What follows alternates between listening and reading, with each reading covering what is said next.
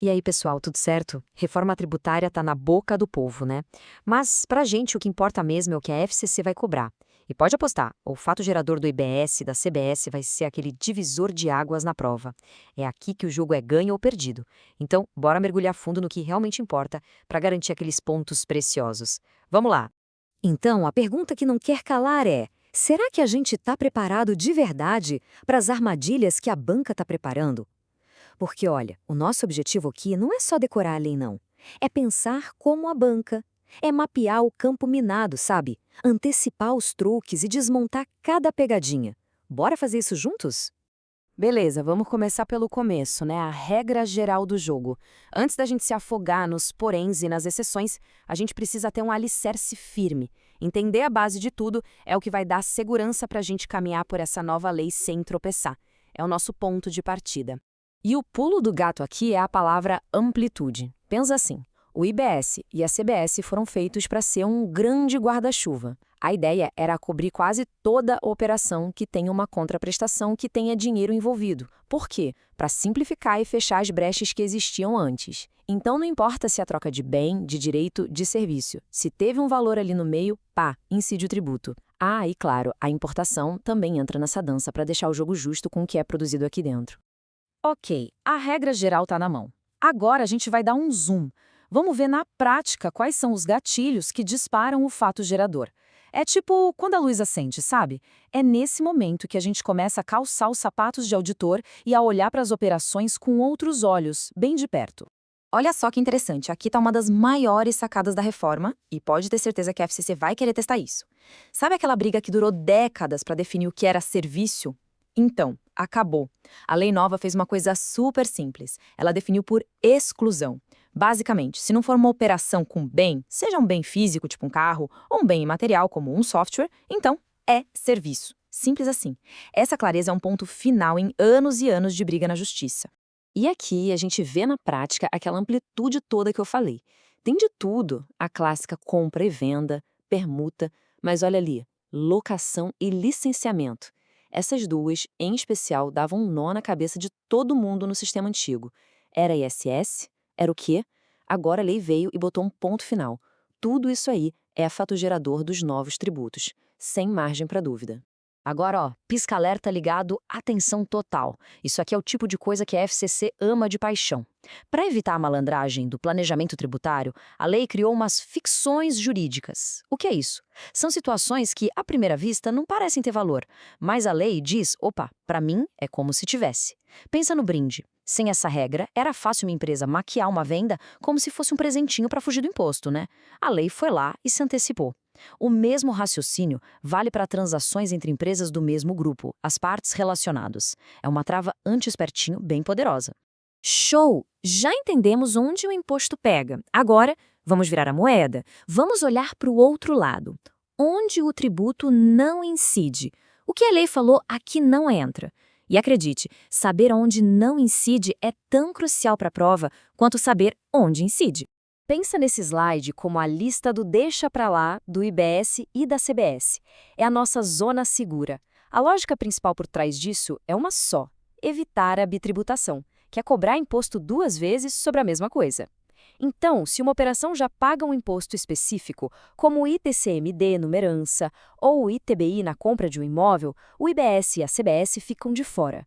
A mesma coisa vale para reorganização de empresas, tipo fusão e cisão, e, em geral, para rendimentos financeiros, que já têm a sua própria forma de tributação. É uma proteção importante. Beleza, pessoal.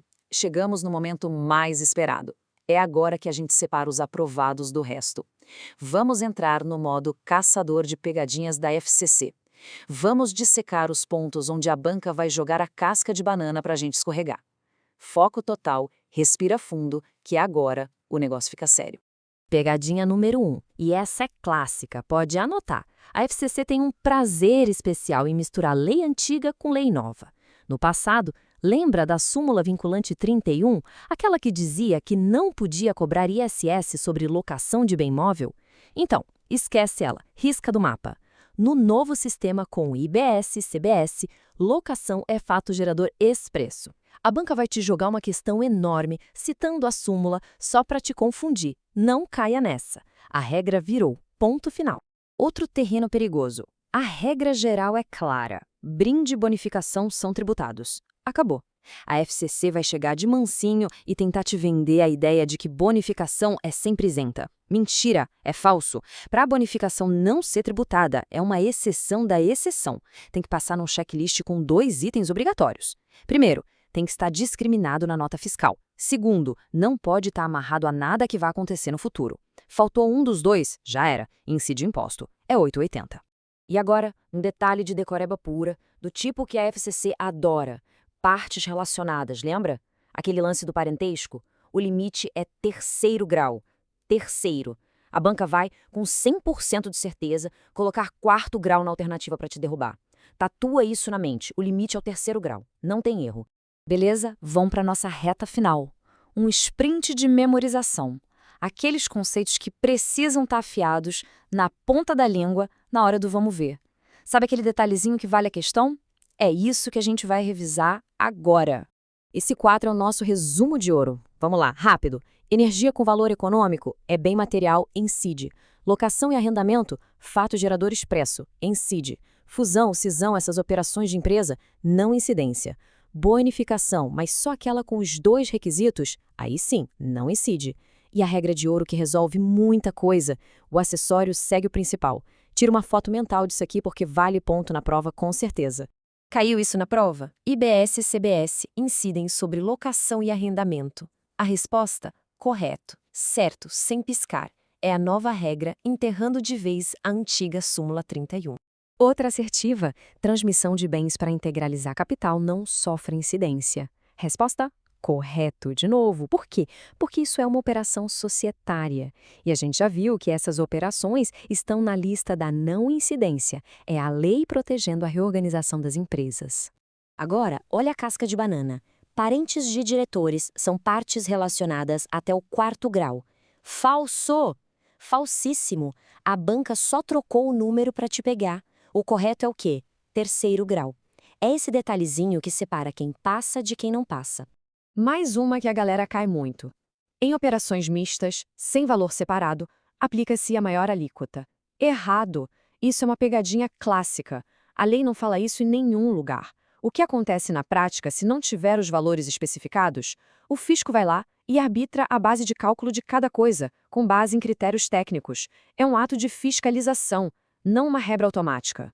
E para a gente fechar com chave de ouro, uma última pergunta para amarrar tudo. Pensa comigo. Numa venda de uma máquina, a instalação está incluída e é essencial. E aí, como tributa? Lembra da nossa regra de ouro? O acessório segue o principal. A instalação, nesse caso, é o acessório da máquina, que é o principal. Então, a tributação de tudo vai ser da máquina.